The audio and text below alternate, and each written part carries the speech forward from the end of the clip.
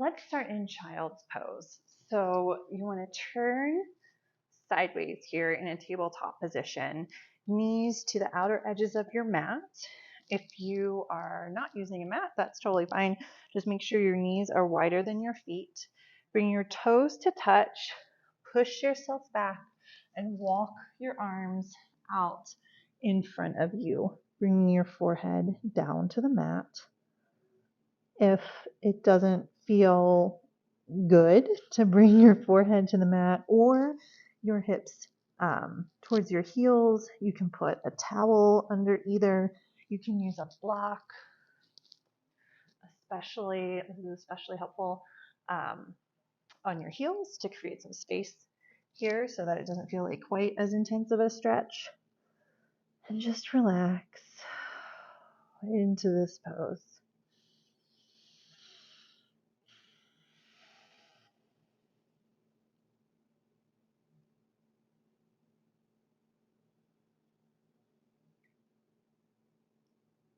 We'll take another deep breath in through your nose, out through your mouth, and then slowly come up to a tabletop position. So here, you want to make sure that your wrists are under your shoulders as best as you can. It can be hard to tell when you're practicing on your own.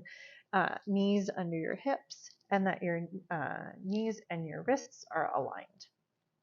On your inhale, lift your head up, lift your hips. Exhale, round your back, tuck your chin. Inhale up. Exhale down. Do a few more of these at your own pace. If you want to add in any movements, maybe from side to side. This is to help your lower back. So whatever stretch feels good, just go for it here. And if something feels uncomfortable or feels bad, then please stop doing that. The point of yoga isn't to push yourself and hurt yourself. It's to connect with yourself, stretch some body parts along the way. It's just sometimes it is for pushing our boundaries, but for this practice, it's just for stretching our lower back. All right, so we're going to move into downward facing dog. So move your hands forward, curl your toes under, lift your knees, press your hips back.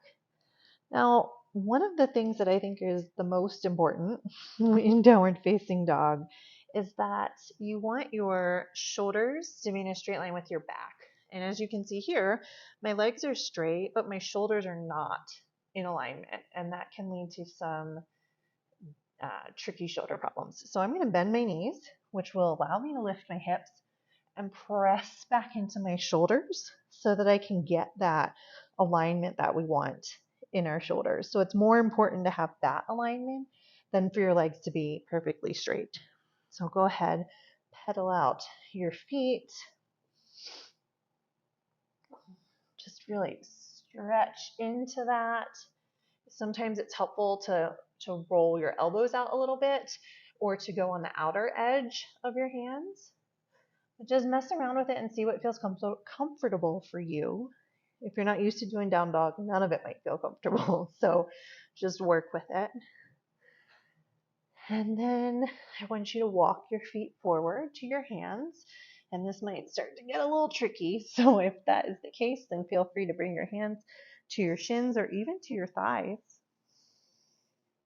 Just let your upper body kind of hang loose, relax. Take an inhale.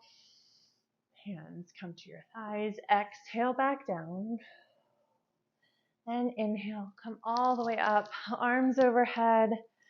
Exhale your hands to heart center.